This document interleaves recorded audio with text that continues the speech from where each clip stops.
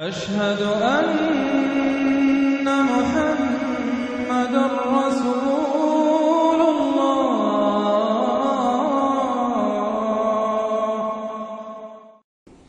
سورۃ الفتح تمہیدی باتیں میں پہلے عرض کر چکا ہوں۔ یہ سورہ مبارکہ نازل ہوئی ہے صلح حدیبیہ کے بعد۔ اس کی جو تاریخی پس منظر ہے صرف یہ چند جملے کفایت کریں گے۔ سن 5 میں غزوہ احزاب کے بعد یہ حضور نے صحابہ سے کہہ دیا تھا کہ اب قریش میں وہ دم نہیں رہا کہ اب دوبارہ وہ تم پر چڑھ کر آئیں اور حملہ کریں۔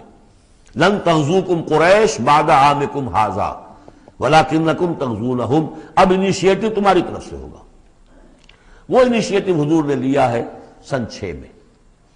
آپ نے عمرے کا احرام باندھا اور آپ کے ساتھ 1400، عام طور پر زیادہ بیان ہوتا ہے لیکن بعض روایات میں 1800 صحابہ احرام باندھ کر چلے کہ ہم عمرہ کرنے جا رہے ہیں۔ یہ گویا کہ ایک ٹیسٹ تھا کہ اب قریش کرتے کیا ہیں۔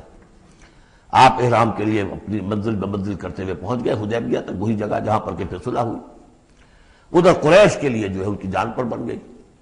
پہلی بات تو یہ کہ ان کی روایات کے خلاف تھا کہ کوئی آئے عمرے کی نیت سے اور ان کو روک دے، یہ عرب کی روایت نہیں تھی۔ دوسرا یہ کہ اب اگر آنے دیتے ہیں اور مسلمان دندناتے ہوئے آئیں اس شہر کے اندر عمرہ کریں تو گویا کہ ان کی شکست ہو گئی۔ تو وہاں پر جو بھی ہوا تفصیلات کا تو موقع نہیں ہے۔ ایک طرف تو وہ تلے ہوئے تھے کہ جنگ کریں گے، اور جب حضرت عثمان کو حضور نے بھیجا ہے کچھ سلسلہ جنبانی کے لیے، وہاں ان کو روک لیا گیا، خبر مشہور ہو گئی کہ انہیں شہید کر دیا گیا۔ پھر حضور نے بیعت لی، وہ بیعت علی الموت کہلاتی ہے، بیعت علی لا نفر یا بیعت علی الموت، اور اس کا نام ہے بیعت رضوان۔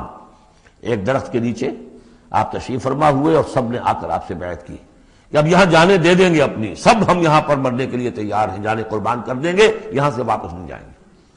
جب وہاں یہ خبریں پہنچی اور انہوں نے کچھ اور اندازہ کر لیا تھا کہ یہ تو بڑے سرفرے لوگ معلوم ہو رہے ہیں، ان میں سے کوئی جو ہے بھاگنے والا نظر نہیں آتا یہاں سے، تو پھر یہ ہے کہ وہ مجبور ہو گئے کہ اب کو صلح کریں۔ پھر صلح ہوئی، صلح حدیبیہ، لیکن وہ بڑی ان ایکول صلح تھی۔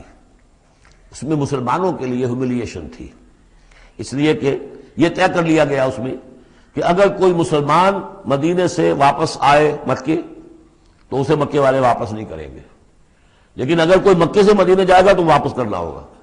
اور وہاں پر ہو بھی گیا۔ ابو جندل صحابی تھے ایک، جن کو کہ اسی نے جو کہ وہاں سے صلح کے لیے گشت و شریک کرنے کے لیے آیا تھا، سہیل بن عمرو، اس کا ہی بیٹا عین اس وقت وہ پہنچ گیا، لیکن صلح کے وہ کاغذات لکھے جا چکے تھے۔ اس نے معاملہ بچایا، مسلمانوں مجھے پھر قصائیوں کے حوالے کر رہے۔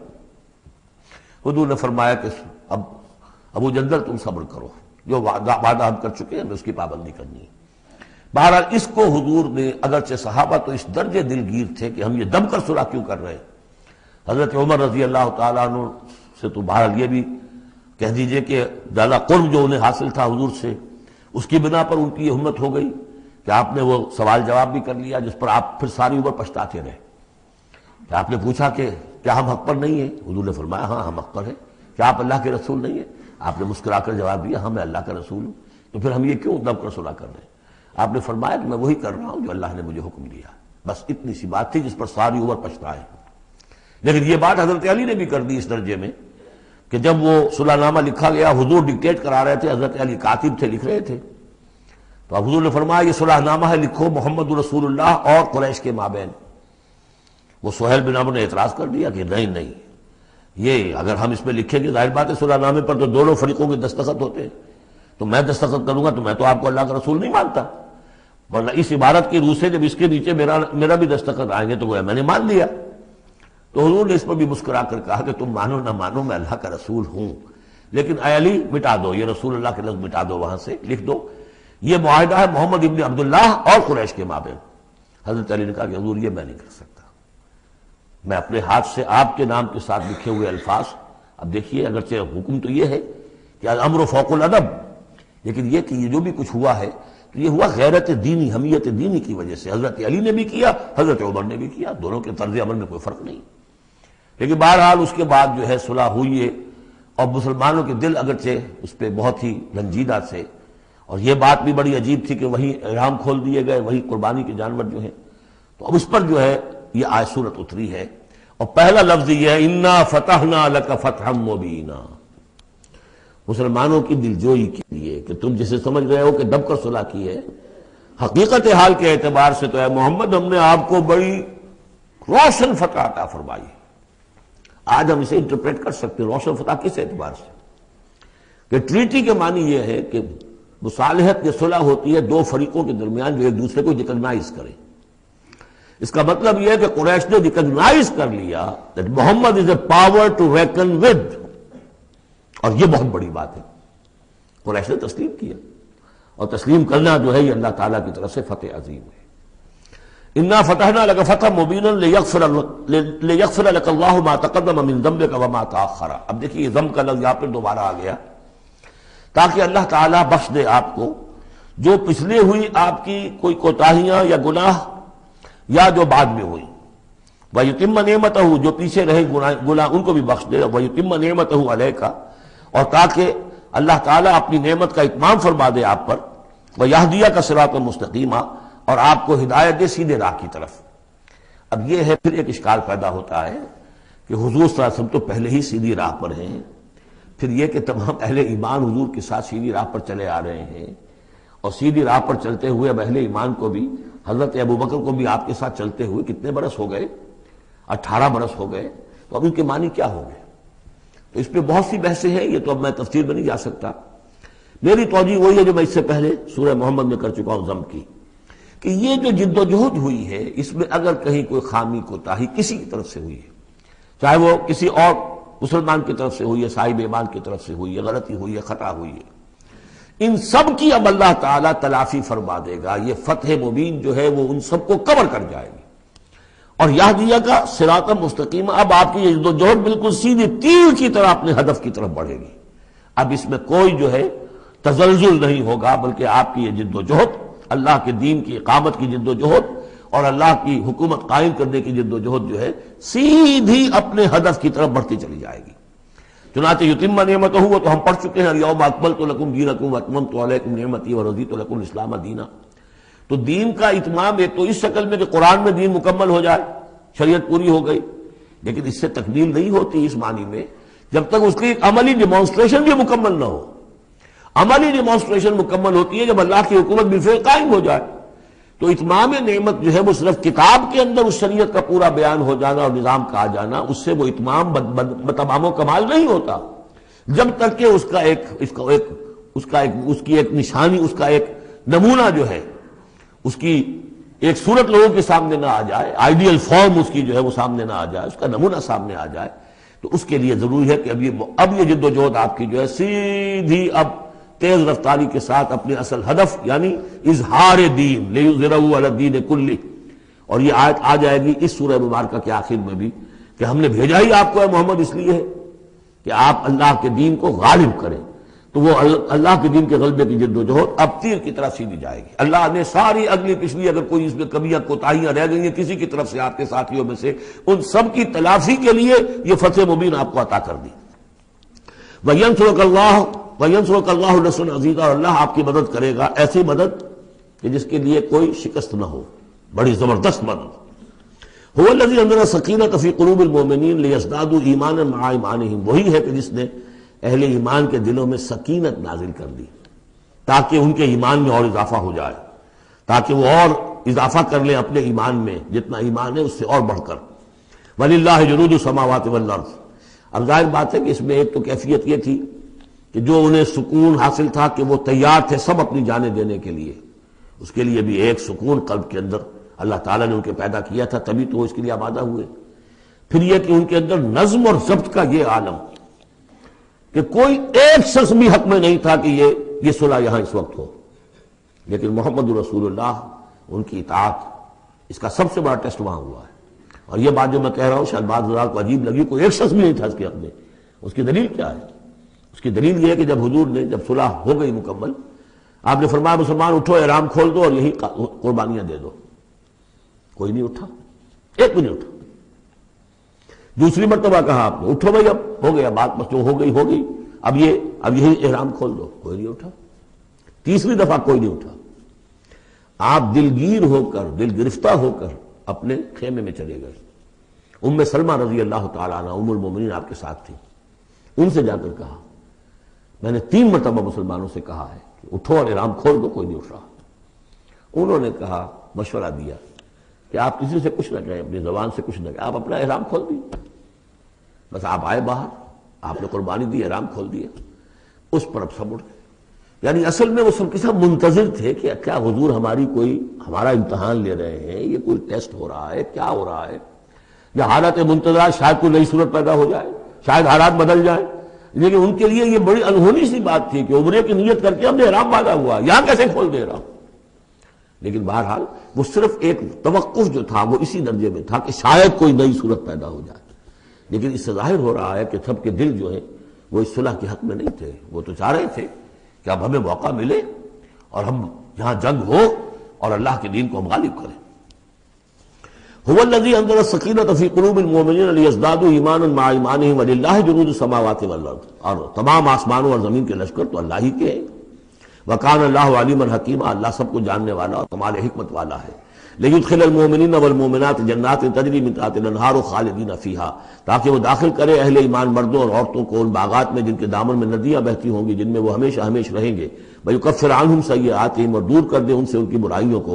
وکان ذلک عند اللہ فوزا عظیما، اور یقیناً یہی شے ہے اللہ کے نزدیک بڑی کامیابی۔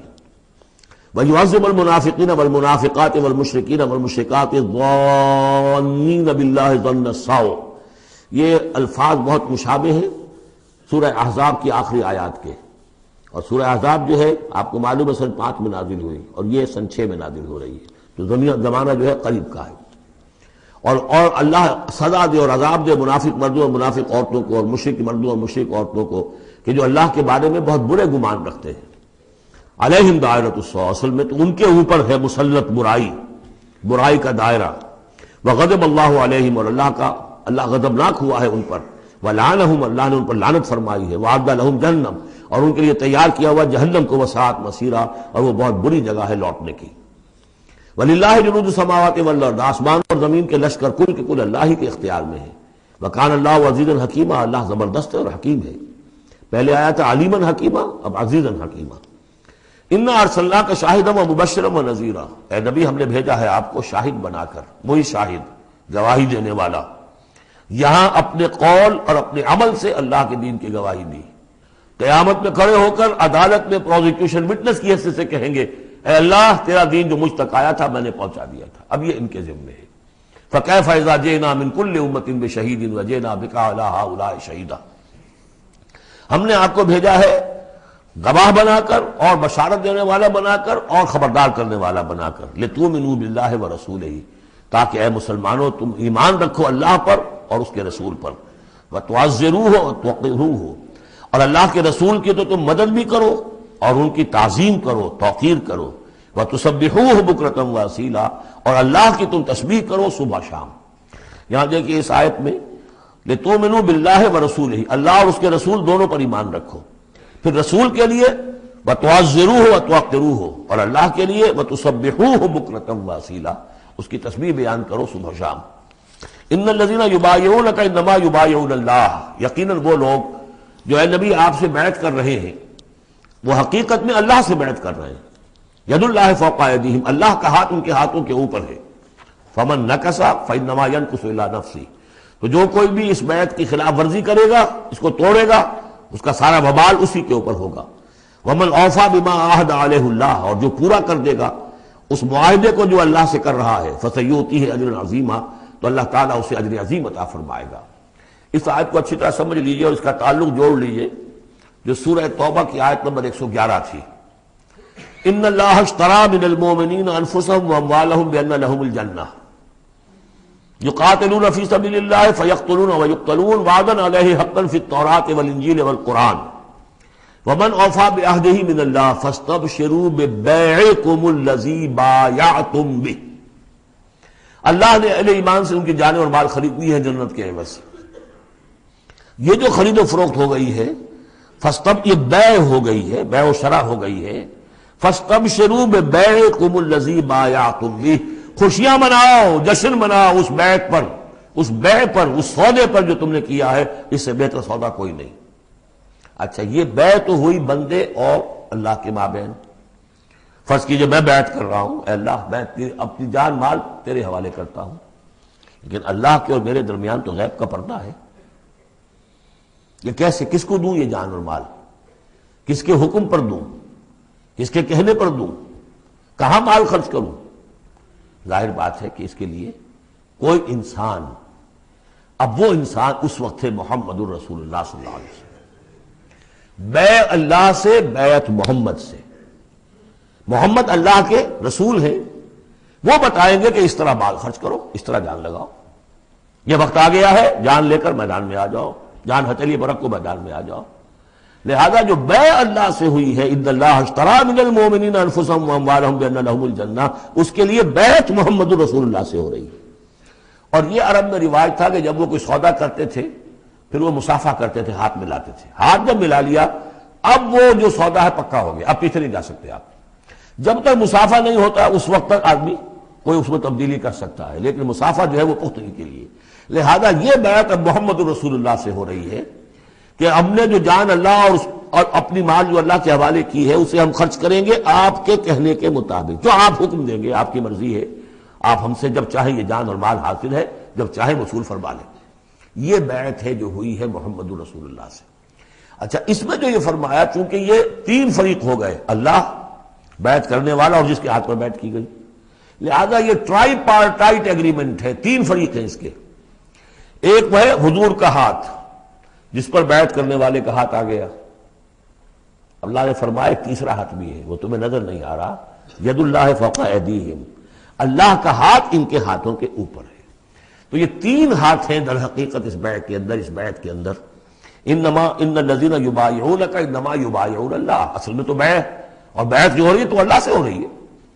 فاستبشروا ببیعکم الذی بایعتم بہ، باب مفاعلہ کے اندر بھی وہ آ گیا، تم نے جو باہمی یہ کیا ہے بیع و شراء کا معاملہ، اس میں خوشیاں مناؤ، وہی باب مفاعلہ ہے، وہ یبایعونک، ان الذین یبایعونک، اے نبی جو آپ سے یہ بیعت کر رہے ہیں، انما یبایعون اللہ، وہ اللہ سے بیعت کر رہے ہیں۔ ید اللہ فوق ایدیہم، اللہ کا ہاتھ ان کے ہاتھوں کے اوپر ہے۔ فمن نکث فانما ینکث علی نفسہ، تو جو کوئی بھی اب اس سے روگردانی کرے گا، اسے توڑے گا، اس کی خلاف ورزی کرے گا، اس کا وبال اسی پر آئے گا، آپ پر اس کا کوئی الزام نہیں۔ ومن اوفی بما عہد علیہ اللہ فسیؤتیہ اجرا عظیما، اور جو بھی پورا کر دے گا جس کا کہ اس نے وعدہ اللہ سے کیا ہے، یہ معاہدہ اللہ سے ہوا جان اور مال کا۔ اسی لیے سورہ احزاب میں آپ نے پڑھا تھا نا، من المؤمنین رجال صدقوا ما عہد اللہ علیہ فمنہم من قضی نحبہ ومنہم من ینتظر، اہل ایمان میں وہ جوان مرد ہیں جنہوں نے اپنا جو عہد کیا تھا اللہ سے وہ پورا کر دکھایا، سچا کر دیا۔ ان میں سے وہ بھی ہیں جو اپنی نظر پیش کر چکے، اور وہ بھی ہیں جو باقی منتظر ہیں ابھی کہ کب ہماری باری آئے۔ وبال دوش ہے سر جان ناتواں پہ مگر لگا رکھا ہے تیرے خنجر و ثنا کے لیے، اے اللہ ہم لیے پھر رہے اس سر کو کہ کب تیری راہ میں کٹے اور ہم فارغ ہو جائیں، سمک دوش ہو جائیں، ہمارے کندھے سمک ہو جائیں، ہلکے ہو جائیں، سمک دوش، کندھا ہلکا ہو جائے۔ یہ سر کا بوجھ ہم لگائے ہوئے ہیں اپنے سر پر کہ کب تیری طرف سے حکم آئے ہم نے اپنے سر کٹوائیں اور ہم فارغ ہوں۔ اب اسی کو سمجھ لیجئے کہ حضور کے بعد یہ بیعت کس سے ہوگی؟ جو بھی کوئی داعی اللہ اب کھڑا ہو اللہ کے نام کے، نبی تو نہیں ہوگا، ہوگا امتی، اطاعت اس کی ہوگی، اللہ اور اس کے رسول کی اطاعت کے نیچے نیچے، اس کے دائرے کے اندر، مستقل بذات اطاعت اس کی نہیں ہوگی۔ لیکن یہ کہ بہرحال اب بھی ضرورت ہوگی کہ کوئی جماعت ہو، کوئی جمعیت ہو، کوئی طاقت ہو، ایک فرد سے جو ہے اکیلا چنا بھاڑ نہیں پھوڑ سکتا۔ دین کو غالب کرنے کی جد و جہد، عقیم الدین جو ہم پڑھائے ہیں، یہ پورا سلسلہ جو ہے مکی صورتوں کا جو ان مدنی صورتوں کے ساتھ منسلک ہے، توحید عملی، اقامت دین، اور جو اس صورت کے اندر آ جائے گا لیظہرہ علی الدین کلہ، اس کے لیے جماعت چاہیے، جمعیت چاہیے۔ تو اب بھی کوئی اللہ کا بندہ ہوگا، آپ اسے ٹھوک بجا کر دیکھ لیں، اطمینان دیکھیں، سوچ دیکھیں اس کی رائے کیا ہے، وہ کیا سمجھتا ہے، اگر وہ دین سے بھی واقف ہے، اگر وہ یہ کہ زمانے کے حالات سے بھی واقف ہے، اس کی شخصیت کو دیکھیے، اس کے ماحول کو دیکھیے، اگر آپ کا دل گواہی دے کہ یہ کوئی بہروپیہ نہیں ہے، یہ واقعتاً سنسیئر آدمی ہے، خلوص کے ساتھ اس کے ہاتھ میں ہاتھ دے کر بیٹھ کے یہ ساتھ چلیے۔ یہی طریقہ مسنون اور منصوص ہے، یہی ایک طریقہ ہے جس کا قرآن مجید میں، یعنی نصوص کسے کہتے ہیں؟ نصوص قرآنی، نصوص حدیث، حدیث میں بھی ذکر ہے تو بیعت کا ہے۔ باقی اور کوئی طریقہ جماعت سازی کا مسنون نہیں ہے۔ مباح وہ بھی ہے، جو بھی طریقہ اختیار کر لیا مباح ہے، حرام نہیں ہے۔ ممبرشپ ہے، ممبرشپ سے پھر امیر کا منتخب کرنا ہے 2 سال 4 سال کے بعد پھر انتخاب، ٹھیک ہے، کوئی شے حرام نہیں ہے جب تک کہ اس کی حرمت کے لیے کوئی دلیل نہ ہو۔ لیکن مسنون اور منصوص اور معصور، 3 الفاظ۔ نصوص قرآن و سنت میں جس کا تذکرہ ہے وہ بیعت ہے، جو مسنون ہے پوری زندگی حضور کی جو ہے اس میں کتنی بیعتیں ہوئی ہیں، بیعت عقبہ اولیٰ، بیعت عقبہ ثانیہ، بیعت رضوان، اور پھر یہ کہ نحن الذین بایعوا محمدا علی الجہاد ما بقینا ابدا. جب غزوہ احزاب میں جب وہ خندق کھودی جا رہی تھی تو یہ شعر پڑھ رہے تھے صحابہ کرام، ہم ہیں وہ لوگ کہ جنہوں نے محمد سے بیعت کی ہے، جہاد کی، اب یہ جہاد جاری رہے گا جب تک جان میں جان ہے. یہ ہے ساری زندگی میں آپ کی بیعت کا نظام تھا. اس کے بعد خلافت ہوئی تو بیعت پر ہوئی، حضرت ابو بکر سے بیعت، عمر سے بیعت، مشورہ علیحدہ بات ہے، جب طے ہو گیا کہ اب یہ ہو گئے تو بیعت. پھر خلافت میں کچھ غلط رخ پیدا ہو رہا تھا، حضرت حسین رضی اللہ تعالی عنہ اور حضرت عبداللہ ابن زبیر رضی اللہ تعالی عنہما یہ کھڑے ہوئے تو جنہوں نے جمعیت بنائی بیعت کی بنیاد پر بنائی. یہ دوسری بات ہے کہ جو کوفی تھے انہوں نے جو بیعت کی تھی حضرت حسین سے وہ توڑ دی انہوں نے. فمن نکث فانما ينكث على نفسه. اس کے بعد ہمارے ہاں اگر کوئی سلسلہ بنا ہے ارشاد کا، تزکیہ نفس کا، صوفیاء کا، وہ بھی بیعت. بادشاہ ہوتے تھے تو بیعت. پچھلی صدی میں جتنے جہاد ہوئے، ہمارے ہاں سب سے بڑا جہاد ہوا پچھلی صدی کا، 19ویں صدی عیسوی کا، سید احمد بریلوی رحمۃ اللہ علیہ اور شاہ اسماعیل شہید رحمۃ اللہ علیہ، ان لوگوں کا جو بیعت کی بنیاد پر جماعت تھی، کوئی اور بنیاد جماعت سازی کی نہیں تھی. مہدی سوڈانی نے جہاد کیا انگریزوں کے خلاف بیعت کی بنیاد پر. سنوسی نے جہاد کیا اطالویوں کے خلاف بیعت کی بنیاد پر. تو یہ بیعت کا لفظ جو یہاں آیا ہے اس کو اچھی طرح سمجھ لیجیے. یہ جان لیجئے کہ یہ جو دوسرا رکوع ہے اس سورہ مبارکہ کا، اور اس کے بعد تیسرا رکوع اور چوتھا رکوع جو ہے، ان میں بھی تقدیم و تاخیر ہے. یہ جو پہلے رکوع کا مضمون ہے یہ جا کر ملے گا اب تیسرے کے ساتھ، اور بعد میں یہ نازل ہوا ہے کہ یہ جو دوسرے رکوع میں آیتیں آ رہی ہیں. سَيَقُولُ لَكَ الْمُخَلَّفُونَ مِنَ الْأَعْرَابِ شَغَلَتْنَا أَمْوَالُنَا وَأَهْلُونَا. جب حضور واپس پہنچ گئے اور یہ غزوہ جو بیعت رضوان ہو گئی اور پھر صلح حدیبیہ ہو گئی، پھر آپ واپس پہنچے تو جاتے ہوئے گویا کہ ان سے کہا جا رہا ہے حضور سے، جیسے کہ غزوہ تبوک سے واپسی پر جو آیات نازل ہوئی وہ ہم سورہ توبہ میں پڑھ چکے ہیں. ان قریب کہیں گے وہ لوگ جو پیچھے رہ جانے والے تھے، من الاعراب، اعراب میں سے، شغلتنا اموالنا واہلونا. حضور نے عام اعلان کروایا تھا، فرض نہیں تھا، سب کے لیے لازم نہیں تھا، عمرے کے لیے چلنے کے لیے کہا تھا چلے، جتنے لوگ چل سکتے ہیں چلے. تو اب آئیں گے یہ وہ اعراب جو ہے بادیہ نشین، اور وہ کہیں گے حضور ہم مشغول رہے اپنے اموال میں، اپنے ڈھور ڈنگر کی دیکھ بھال میں، اپنے اہل و عیال میں، ہم آپ کے ساتھ نہیں جا سکے، فاستغفر لنا، تو ہمارے لیے استغفار کیجئے. یقولون بألسنتہم ما لیس فی قلوبہم. یہ لوگ اپنے منہ سے وہ کچھ کہہ رہے ہیں اپنی زبانوں سے، ان کے دلوں میں نہیں ہے، دلوں میں کچھ اور ہے. یہ منافقوں کا تذکرہ ہو رہا ہے اعراب میں سے. قل فمن یملک لکم من اللہ شیئا ان اراد بکم ضرا او اراد بکم نفعا. ان سے کہیے کہ اگر اللہ تعالیٰ نے تمہارے لیے کوئی بھی اگر ضرر کا فیصلہ کیا تھا تو، اور اگر خیر کا فیصلہ کیا تھا تو کون سی چیز روک سکتی ہے؟ من یملک لکم من اللہ شیئا. کون ہے وہ کہ جو اختیار رکھتا ہو تمہارے بارے میں اللہ کی طرف سے کچھ بھی، اگر اس نے ارادہ کیا ہو ضرر کا؟ یعنی اگر کوئی خرابی ہونی تھی تو کیا تمہارے یہاں ہونے کی وجہ سے رک جانی تھی؟ یا اگر خیر کوئی آنا تھا تو تمہاری غیر موجودگی میں نہیں آ سکتا تھا؟ یعنی پیچھے رہ جانا چاہیے مانی دار، کیوں رہ گئے؟ اگر کوئی خیر آنا تھا وہ تمہاری غیر موجودگی میں بھی آ سکتا ہے، کوئی شر آنا تھا وہ تمہاری موجودگی میں بھی آ سکتا ہے. تو جب تمہاری موجودگی اور ناموجودگی اللہ کے اعتبار سے تو بالکل برابر ہے، تو تمہارا یہ بہانہ تراشنا جو ہے یہ صحیح نہیں ہے. بل کان اللہ بما تعملون خبیرا. بلکہ تم جو کچھ کرتے رہے ہو اللہ اس سے باخبر ہے. وہ کیا ہے؟ اب ان کے دل کی بات اللہ تعالیٰ، ان کے دل میں جو چور تھا. بل ظننتم، تمہیں یہ گمان ہو گیا تھا، ان لن ينقلب الرسول والمؤمنون الى اہلہم ابدا. ان کو یہ گمان ہوا کہ ان کا تو معلوم ہوتا ہے کہ واقعتاً کوئی دماغ خراب ہو گیا مسلمانوں کا، قریش پر چڑھائی کر کے جا رہے ہیں. قریش، یہ تو سمجھیے کہ ان کے لیے ابھی تک عرب میں جو ان کی حیثیت تھی قریش کی، وہ سمجھتے تھے کہ اب تو یہ موت کے منہ میں جا رہے ہیں، اب یہ واپس ان میں سے کوئی آنے والا نہیں ہے. بل ظننتم، تم نے یہ گمان کیا تھا، ان لن ينقلب الرسول والمؤمنون الى اہلہم ابدا، کہ اب واپس آئیں گے ہی نہیں رسول اور اہل ایمان اپنے گھر والوں کی طرف. وزین ذلک فی قلوبکم، اور یہ تمہارے دلوں میں کھما دی گئی بات. وظننتم ظن السوء، اور تم نے بہت برا گمان کیا. وکنتم قوما بورا، اور تم ہو ہی تباہ ہونے والے لوگ.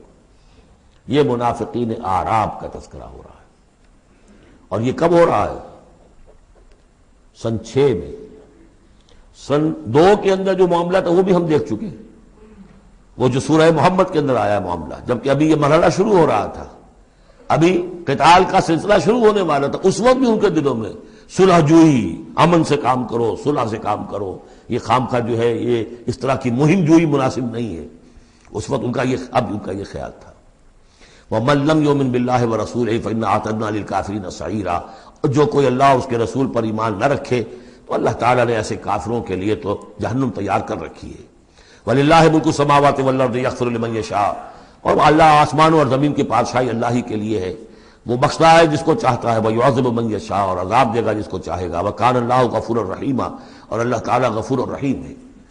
سَيَقُولُ الْمُخَلَّفُونَ إِذَا انطَلَقْتُمْ إِلَىٰ مَغَانِمَ لِتَأْخُذُوهَا، اب یہ نوٹ کر لیجئے تاریخی اعتبار سے کہ اس کے فوراً بعد جو ہے اگلے ہی سال حضور نے، اب جب کہ قریش سے صلح ہو گئی تو آپ یکسو ہو گئے، ادھر سے کوئی حملہ اب نہیں ہوگا، تو آپ نے اپنی پوری طاقت لے کر خیبر پر حملہ کیا، جو گڑھ بن گیا تھا یہودیوں کا، جو بنو قینقاع اور بنو نذیر نکالے گئے تھے، جا کے وہیں آباد ہو گئے تھے، پہلے سے بھی وہاں پر وہ بڑا گڑھ تھا، ان کے بڑے قلعے تھے، بڑے یعنی فورٹیفائڈ، اور وہاں پر سارا وہ اب حضور نے ان کی جو ہے سرکوبی کی۔ جب حضور خیبر کی طرف جا رہے تھے، اب ان کا ہم بھی چلتے ہیں آپ کے ساتھ، اس لیے انہیں یقین تھا کہ فتح ہوگی اور مال غنیمت آئے گا۔ سَيَقُولُ الْمُخَلَّفُونَ إِذَا انطَلَقْتُمْ إِلَىٰ مَغَانِمَ، اور اے مسلمانوں جب تم اب جاؤ گے غنیمت حاصل کرنے کے لیے، یعنی اب جو غزوہ خیبر کی طرف جو پیش قدمی کرو گے، تو یہی لوگ جو پہلے پیچھے رہ گئے تھے وہ یہ کہیں گے ذرونا نتبعکم، ہم بھی آپ کے ساتھ چلیں، اجازت دیجیے۔ یریدون ان یبدلوا کلام اللہ، یہ اللہ کے کلام کو بدل دینا چاہتے ہیں۔ وہ اللہ کا کلام اگلے رکوع میں آ رہا ہے کہ ان کے بارے میں طے کر دیا گیا تھا کہ جو لوگ اس صلح حدیبیہ کے موقع پر نہیں گئے ہیں ساتھ حضور کے، اب ان کو کسی بھی دوسری نیکسٹ جنگ کے اندر شمولیت کی اجازت نہیں ہوگی۔ وہ آگے آ رہا ہے، اس لیے اس کے سمجھنے میں تھوڑی سی دقت ہوتی ہے، لیکن سمجھ لیجئے کہ وہ آگے ہے، اسی لیے تقدیم و تاخیر کی میں نے بات آپ سے کی تھی۔ یریدون یبدلوا کلام اللہ، یہ چاہتے ہیں کہ اللہ کے کلام کو تبدیل کر دیں، اللہ کے حکم کو بدل دیں۔ قل لن تتبعونا، کہہ دیجئے کہ نہیں اب تم ہمارے ساتھ نہیں جاؤ گے۔ کذالکم قال اللہ من قبل، یہ بات اللہ تعالیٰ پہلے ہی کہہ چکا ہے پہلے، اور اس صورت میں آ رہا ہے ذرا بعد میں۔ فسیقولون بل تحسدوننا، وہ کہیں گے یہ تو آپ لوگ حسد کر رہے ہیں ہم سے، آپ ہمیں ساتھ میں لے جانا چاہتے ہیں جبکہ ہمیں اندازہ ہے کہ وہاں پہ غنیمتیں ملیں گی۔ بل کانوا لا یفقہون الا قلیلا، حقیقت یہ ہے کہ یہ فہم ہی نہیں رکھتے، تفقہ ہی نہیں رکھتے مگر بہت ہی تھوڑی۔ قل للمخلفین من الاعراب، یہ جو لوگ رہ گئے تھے پیچھے اور یہ بدو لوگ، ان سے کہہ دیجئے ستدعون الی قوم اولی باس شدید، ان قریب پھر تمہیں بلایا جائے گا ایک ایسی قوم کی طرف، ایسے قوم کے مقابلے کی طرف جو بڑی طاقت والی ہوگی۔ تو قاتلونہم او یسلمون، یا تم ان سے قتال کرو گے یا وہ مسلمان ہوں گے اور یا وہ اطاعت قبول کریں گے۔ اس سے ہے اشارہ در حقیقت جو نیا سلسلہ جنگوں کا اب شروع ہونے والا تھا، اور وہ تھا سلطنت روما کے خلاف غزوہ موطا۔ اب اندرون ملک عرب کا معاملہ جو تھا وہ ختم ہوا، اب تو اصل جو معاملہ پیش آنا ہے وہ انقلاب محمدی کا بین الاقوامی مرحلہ ہے، تصدیر الانقلاب، انقلاب کو اب آگے ایکسپورٹ کرنا ہے، اور اب ٹکراؤ ہونے والا ہے جس کی پیشگی خبر دی جا رہی ہے سلطنت روما کے ساتھ، جہاں سٹینڈنگ آرمیز تھی لاکھوں کی، یہ رومن لیجنز مشہور ہیں تاریخ کے اندر، غرق آہن اور ٹرینڈ۔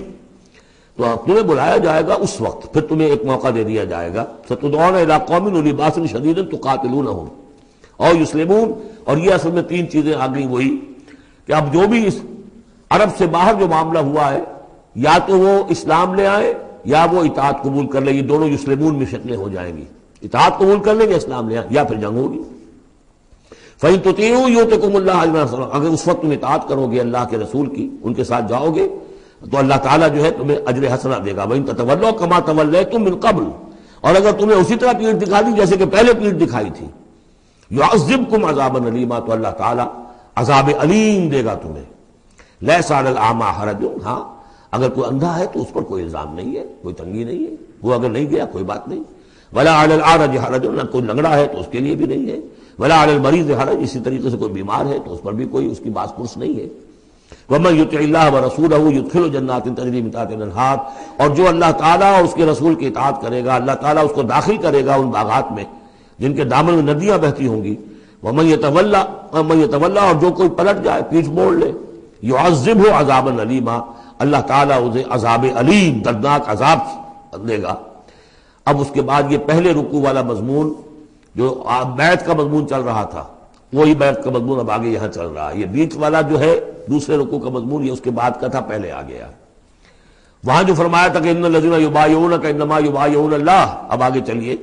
لقد رضی اللہ عن المؤمنین اذ یبایعونک تحت الشجرہ، اللہ راضی ہو گیا ان اہل ایمان سے جو آپ سے بیعت کر رہے تھے درخت کے نیچے. فعلم ما فی قلوبہم، تو اللہ تعالیٰ کے علم میں ہے جو کچھ ان کے دلوں میں تھا. اور اس وقت تو ذوق شہادت اور جوش جہاد تھا، ابھی وہ صلح کی بات تو ہوئی نہیں، وہ تو بیعت کر کے ہونے کی بات ہوئی ہے. فانزل السکینۃ علیہم، اللہ نے ان پر سکینت، سکون، اطمینان نازل کر دیا. واصابہم فتح قریبا، اور انہیں فتح دے دی بہت قریب. وہ فتح قریب وہی ہے انا فتحنا لک فتحا مبینا. اس صلح کو کہا گیا کہ فوری طور پر انہیں فتح مل گئی. ومغانم کثیرۃ یاخذونھا، اور بہت سی غنیمتیں ہیں جو وہ اور جو لیں گے، حاصل کریں گے. وکان اللہ عزیزا حکیما، اور اللہ تعالیٰ زبردست ہے، حکمت والا. وعدکم اللہ مغانم کثیرۃ تاخذونھا، اے مسلمانوں اللہ کا تم سے وعدہ ہے بہت سی غنیمتیں تمہیں ملیں گی. فعجل لکم ہذہ، تو یہ تو تمہیں نقد دے دی ہے، فوری طور پر دے دی ہے یہ فتح جو تمہیں مل گئی ہے. وکف ایدی الناس عنکم، اور اللہ تعالیٰ نے روک لیا لوگوں کے ہاتھوں کو تم سے. لتکون آیۃ للمؤمنین، تاکہ یہ اہل ایمان کے لیے ایک نشانی بن جائے. وَيَهْدِيَكُمْ صِرَاطًا مُسْتَقِيمًا، اور اللہ تعالیٰ تمہاری رہنمائی فرمائے سیدھے راستے کی طرف. یعنی اب تمہاری جد و جہد جو ہے وہ تیر کی طرح سیدھی کامیابی کے آخری مراحل تک پہنچ جائے. بارک اللہ لی ولکم فی القرآن العظیم ونفعنی وإیاکم بالآیات والذکر الحکیم.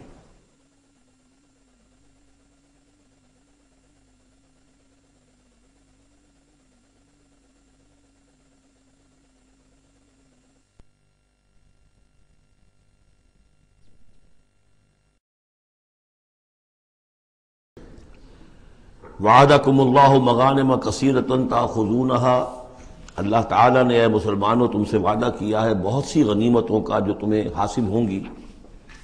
فعجل لکم ہذہ، تو یہ تو اللہ نے فوری طور پر تمہیں عطا کر دی ہے، یعنی یہ فتح مبین.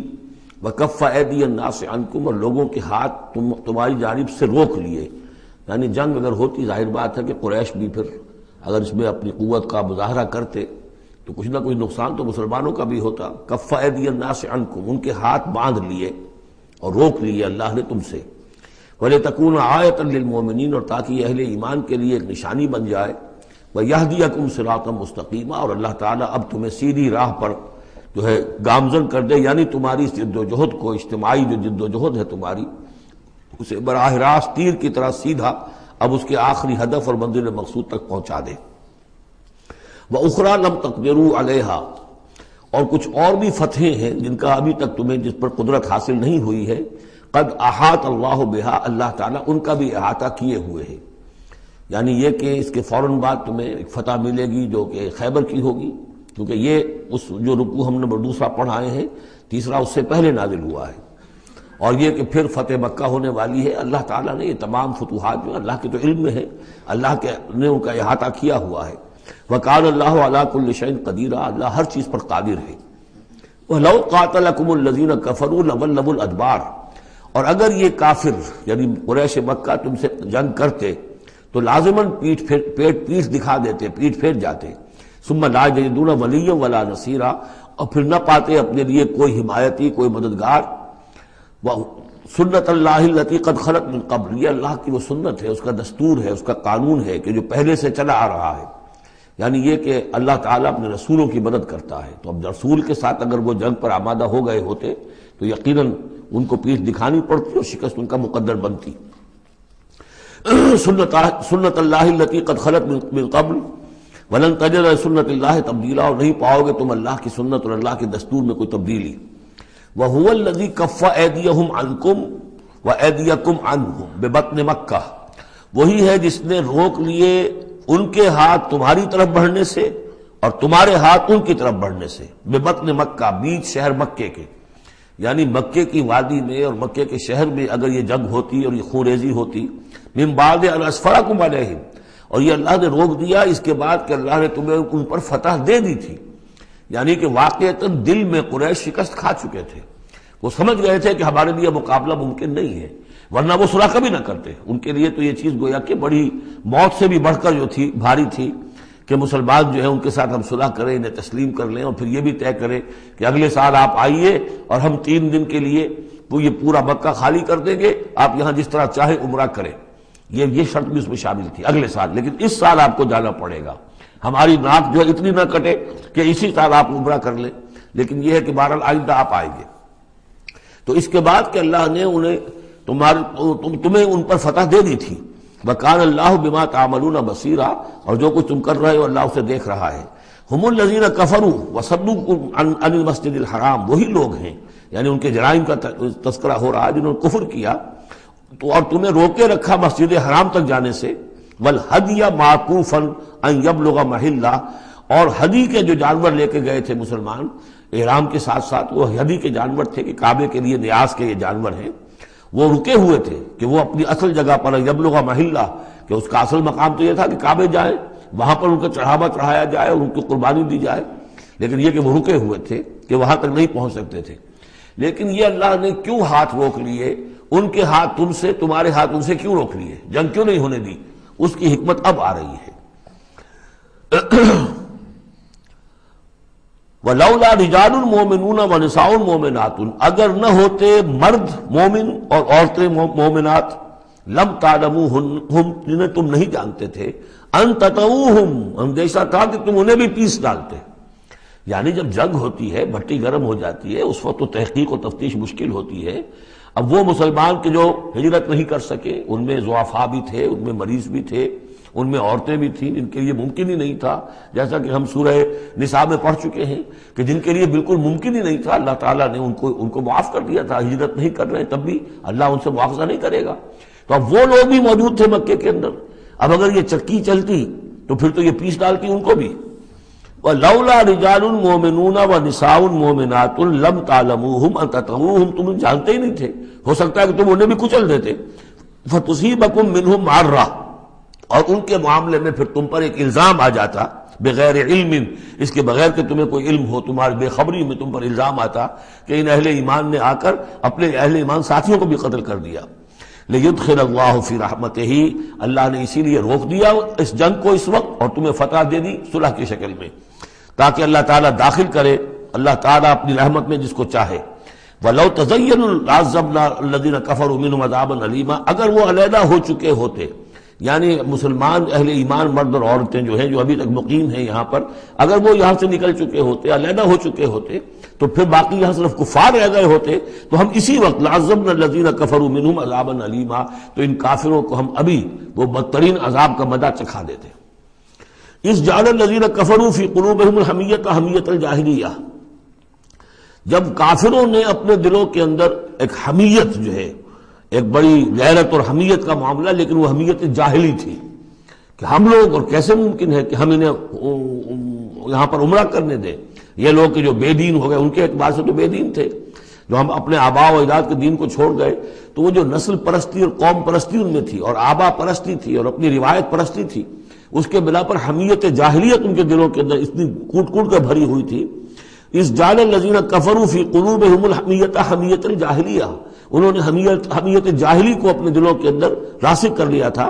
فانزل اللہ سکینتہ علی رسولہ وعلی المؤمنین، اللہ تعالیٰ نے اپنا طرف سے سکون نازل فرما دیا اپنے رسول پر صلی اللہ علیہ وسلم اور اہل ایمان پر، وَأَلْزَمَهُمْ كَلِمَةَ التَّقْوَىٰ، اور اللہ تعالیٰ نے ان پر لازم کر دیا تقویٰ کی بات کو، یعنی اللہ تعالیٰ نے تقویٰ کو ان پر لازم کر دیا۔ وَكَانُوا أَحَقَّ بِهَا، یقیناً وہ تقویٰ کے زیادہ حقدار بھی ہیں، وَأَهْلَهَا، اور واقعتاً تقویٰ کے اہل ہیں، ان کے اندر تقویٰ موجود ہے۔ وَكَانَ اللَّهُ بِكُلِّ شَيْءٍ عَلِيمًا، اور یقیناً اللہ تعالیٰ ہر چیز کا علم رکھتا ہے۔ لَقَدْ صَدَقَ اللَّهُ رَسُولَهُ الرُّؤْيَا بِالْحَقِّ، اب ایک شبہ کا ازالہ ہو رہا ہے کہ کچھ لوگوں کو یہ خیال پیدا ہوا ہوگا کہ رسول کا تو خواب بھی سچا ہوتا ہے اور وحی کے درجے میں ہے، حضور نے ہمیں فرمایا تھا کہ میں نے خواب دیکھا ہے کہ ہم عمرہ کر رہے ہیں تو چلو، اور یہاں ہم عمرہ نہیں کر سکے تو رسول کا خواب جھوٹا ہو گیا۔ یہ اگر شک کسی کے دل میں پیدا ہوا تو اس کو ظاہر کر رہے ہیں کہ رسول کا خواب جھوٹا نہیں ہوا، یعنی یہ کہ اس میں جب حضور سے پوچھا بھی گیا، آپ نے تو فرمایا تھا کہ ہم عمرہ کریں گے، تو آپ نے فرمایا تھا یہ میں نے کب کہا تھا کہ اسی سال ضرور کریں گے، عمرہ کریں گے، چنانچہ اگلے سال وہ عمرہ ہوا۔ سن 7 میں اسے عمرہ قضا کہتے ہیں، جو صلح حدیبیہ میں طے ہو گیا تھا کہ اگلے سال آپ آئیے عمرہ کیجئے، تو عمرہ قضا جو ہے یہ عمرہ چونکہ رہ گیا تھا درمیان میں ہی بند ہو گیا، تو عمرہ قضا، اس عمرے کی قضا اگلے سال جو ہے سن 7 میں آپ نے دی، اور 3 دن تک قریش نے مکے کو خالی کر دیا، پہاڑوں پر چڑھ گئے، اور مسلمان 3 دن تک مکے کے اندر مقیم رہے، انہوں نے اپنے اطمینان سے عمرہ ادا کیا۔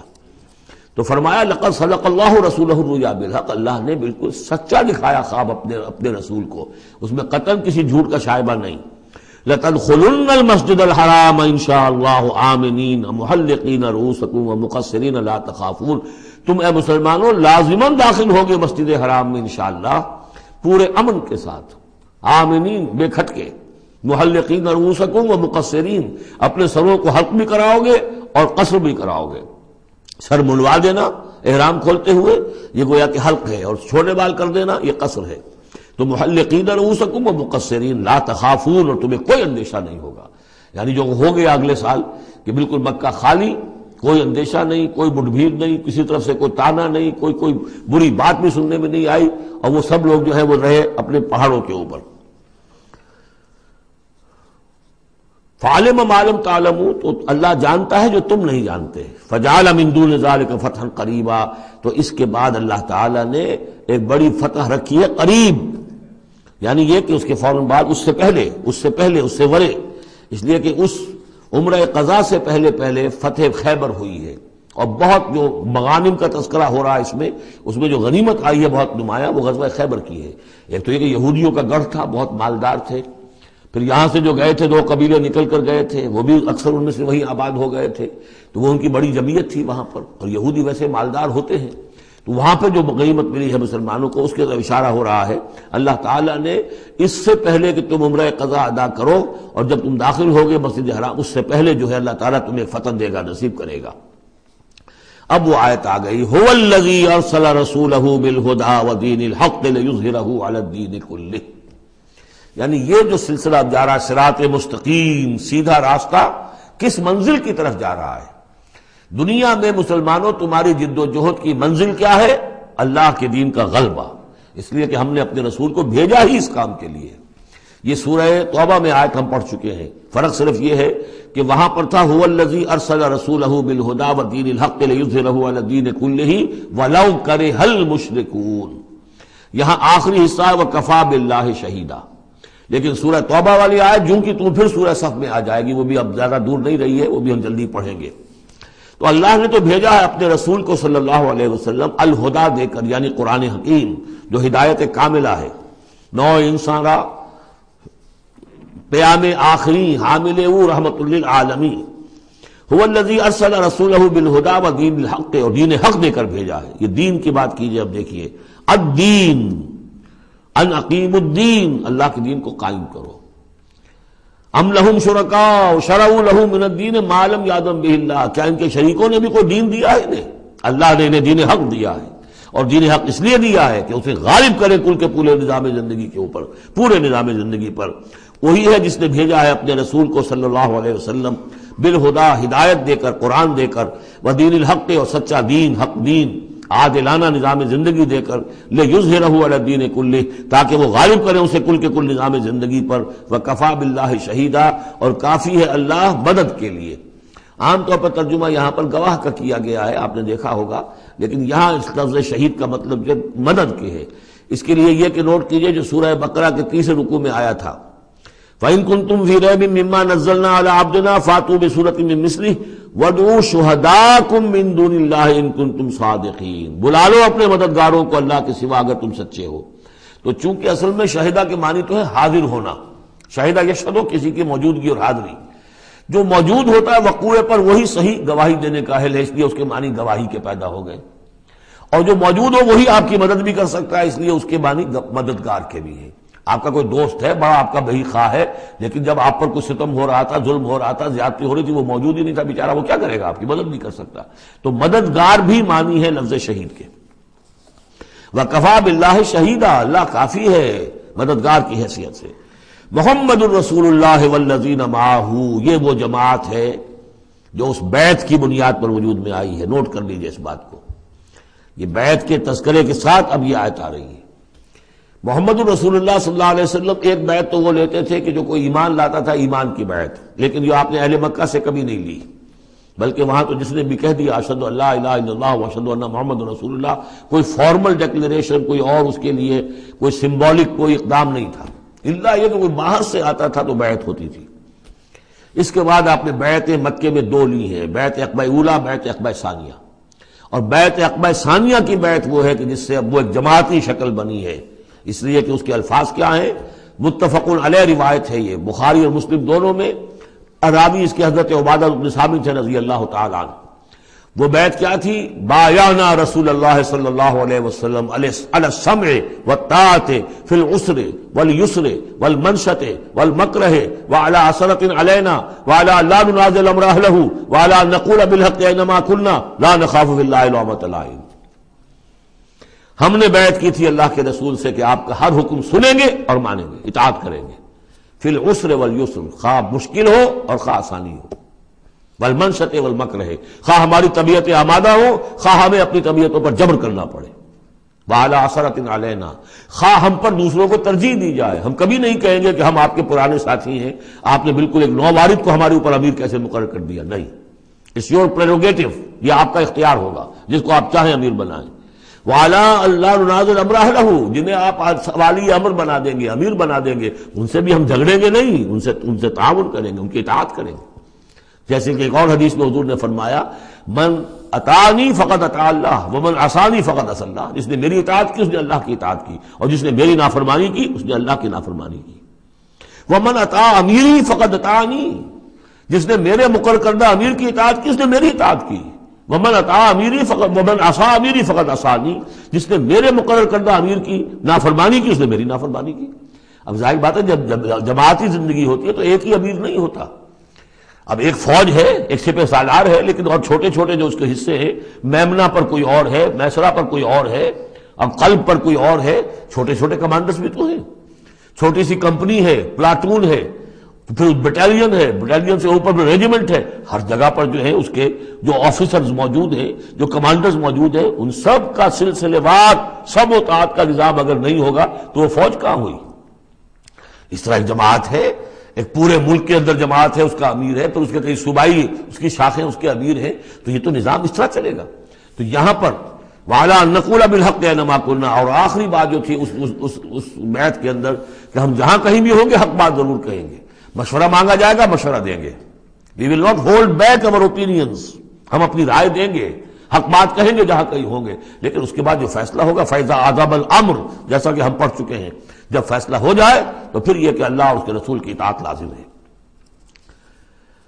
تو فرمایا یہ محمد رسول اللہ والذین معہ کی جو جماعت بنی ہے اس شکل میں، اس قتال کے مرحلے کے شروع ہونے سے پہلے، منہج انقلاب نبوی میں اقدام کا مرحلہ جب آیا ہے، پیسو ریزسٹنس جب ایکٹیو ریزسٹنس میں چینج ہو رہی ہے، تو اب وہ ایک نظم جماعت کی شکل ہے، اور وہ بیعت عقبہ ثانیہ کی بنیاد پر وجود میں آیا۔ محمد رسول اللہ والذین معہ اشداء علی الکفار رحماء بینہم، اللہ کے رسول، یہ اس میں دو طرح ترجمے اس کے کیے جاتے ہیں، محمد اللہ کے رسول ہیں، یہ ایک جملہ پورا ہو گیا، والذین معہ اشداء علی الکفار رحماء بینہم، اور جو ان کے ساتھ ہیں وہ کافروں پر بہت بھاری ہیں اور آپس میں بہت رحم دل ہیں۔ اور ایک ترجمہ یہ بھی ہے کہ محمد رسول اللہ والذین معہ، یہ سب مل کر مبتدا بنی، اللہ کے رسول محمد اور جو ان کے ساتھ ہیں ان سب کی شان یہ ہے کہ اشداء علی الکفار رحماء بینہم، وہ کفار کے حق میں بڑے سخت ہیں لیکن آپس میں بہت رحم دل ہے، رحیم ہے، شفیق ہے۔ یہ ہم پڑھ چکے ہیں سورہ مائدہ میں بھی، اذلۃ علی المؤمنین اعزۃ علی الکافرین، اہل ایمان کے حق میں وہ بہت ہی نرم خو ہو، حلقہ یاراں تو بریشم کی طرح نرم، رزم حق و باطل ہو تو فولاد ہے مومن۔ یہ شان جو ہے بندہ مومن کی قرآن مجید میں دو جگہ آئی ہے۔ تراہم رکعا سجدا یبتغون فضلا من اللہ ورضوانا، تم دیکھو گے ان کو کبھی سجدے میں گرے ہوئے ہوں گے اور کبھی رکوع کر رہے ہوں گے، وہ اپنے رب کے فضل کے متلاشی رہتے ہیں ہر دم ہر آن، اور اللہ کی رضا چاہتے ہیں۔ سیماہم فی وجوہہم من اثر السجود، اور ان کی جو نشانی ہے وہ ان کے چہروں میں جو اثرات پیدا ہوتے ہیں سجدے سے۔ سجدے سے عام طور پر تو خیال یہ ہوتا ہے کہ یہی جو گھٹا پڑ جاتا ہے یہی سجدے کا نشان ہے، لیکن اس کے علاوہ بھی نمازیوں کے چہرے میں ان کی نماز کی ایک کیفیت ہوتی ہے، نورانیت ہوتی ہے کہ جو ان کے چہروں کے اندر موجود ہوتی ہے۔ ذالک مثلہم فی التوراۃ، یہ ہے ان کی مثال اور تمثیل جو تورات میں آئی تھی، وہ مثلہم فی الانجیل، اور انجیل میں جو ان کی مثال دی گئی تھی وہ یہ ہے کزرع اخرج شطأہ، جیسے ایک کھیتی وہ اپنا پٹھا نکالتی ہے، فآزرہ پھر اسے گاڑھا کرتی ہے، فاستغلظ اور فاستوى اس کو مضبوط کرتی ہے اور پھر اسے گاڑھا کرتی ہے، فاستوى علی سوقہ پھر اپنی نال پر کھڑی ہو جاتی ہے۔ چھوٹی سی کوئی کوپل پھوٹتی ہے، پھر وہ بڑھتی ہے، نرم سی ہے، پھر ذرا اس کا جو تنا بنتا ہے اس کے اوپر پھر کھڑی ہو جاتی ہے سیدھی۔ یہ جس طریقے سے درجہ بدرجہ یہ جو زراعت ہو رہی ہے، یہ کھیتی ہو رہی ہے، اس کا نتیجہ کیا نکلتا ہے؟ یعجب الزراع، جو زراعت کرنے والا ہے، جو کاشتکار ہے، اسے بڑی بھلی لگتی ہے۔ آیا آج دیکھا اپنی کھیتی کو اپج آئی ہے، نکل آئی ہے، اس کے بعد یہ کیا بڑھ رہی ہے، پک رہی ہے، اب کھیتی لہرا رہی ہے، اس کے اوپر سٹے آ گئے ہیں۔ یعجب الزراع لیغیظ بہم الکفار، تاکہ اس سے دل جلے کافروں کا۔ اب یہاں اس سے واضح ہو گیا یہاں زراع کون ہے؟ یہ کھیتی صحابہ کرام کی کھیتی ہے جو پھل رہی ہے، پھول رہی ہے، اور اس کا کاشتکار کون ہے؟ محمد الرسول اللہ صلی اللہ علیہ وسلم۔ تب حضور کے ساتھ آپ کو معلوم ہے کہ جب انتقال ہوا ہے ابو طالب کا تو بمشکل 125 آدمی تھے، 150 آدمی تھے۔ آپ کی ایسی پوزیشن بھی نہیں تھی کہ اپنے بل پر مکے میں رہ سکتے، اسی لیے طائف گئے تھے، کوئی آلٹرنیٹ بیس مل جائے میں وہاں منتقل کر دوں اپنی اس دعوت کا اور اپنی اس تحریک کا مرکز۔ لیکن یہ کہ وہاں سے خالی ہاتھ آنا پڑا تھا۔ ایک وہ دور تھا کہ جس میں پھر ایک مشرک کی امان لے کر مکے میں داخل ہو سکے، مطعم بن عدی کی۔ آج ایک دور یہ ہے کہ 1400 یا 1800 آدمی جو ہیں وہ بیعت موت کی ہے انہوں نے، اور ان کو اس پر جو ہے ملال ہے کہ دب کر صلح کیوں کی ہے۔ ان کی جو حمیت ایمانی ہے اور غیرت ایمانی ہے وہ ملال اس پر ہے، وہ جان بچنے کی کوئی خوشی نہیں ہے انہیں۔ وہ تو کہہ کہ ہم نے دب کر کیوں صلح کریں، ہم اپنی جانیں دینے کے لیے تیار ہیں۔ کھیتی جو ہے اپج رہی ہے، تو فرمایا کزرع اخرج شطأہ فآزرہ فاستغلظ فاستوى على سوقه يعجب الزراع ليغيظ بهم الكفار وعد الله الذين آمنوا وعملوا الصالحات منهم مغفرة واجرا عظيما۔ اللہ نے وعدہ کیا ہے ان لوگوں سے جو ایمان لائے اور نیک عمل کیے، ان میں سے جو واقعتاً جنہوں نے ایمان اور عمل صالح کا حق ادا کر دیا کہ ان کے لیے مغفرت بھی، اجر عظیم بھی ہے۔ یہاں جو مولانا عثمانی صاحب نے حاشیہ لکھا مجھے بہت پسند آیا کہ اگرچہ حضور کے سارے ساتھی جو ہیں وہ سب کے سب وہی تھے کہ جو ایمان اور عمل صالح کا حق ادا کر چکے تھے، پھر بھی منہم کی ایک قید لگا کر گویا کہ ان کو یہ بات بتا دی گئی ہے کہ اصل معاملہ ہے کہ موت تک انسان قائم رہے اس پر، مبادا بعد میں کہیں کسی کے اندر کوئی تزلزل پیدا ہو جائے، ورنہ یہ کہ اگر کسی کو اس طرح کا یقین دلا دیا جائے تو اس سے تو یہ کہ پھر اطمینان پیدا ہو جائے گا۔ ہونا یہ چاہیے کہ آخری وقت تک ڈرتا رہے آدمی، بین الخوف والرجا کی کیفیت رہے کہ کہیں ایسا نہ ہو کہ میں پھر کہیں آج جس مقام پر اللہ نے مجھے پہنچا دیا ہے کہیں پاؤں پھسل جائے۔ مغفرت و اجر عظیم کا اللہ نے وعدہ فرمایا۔ اب یہ سورہ مبارکہ آ گئی، سورۃ الحجرات۔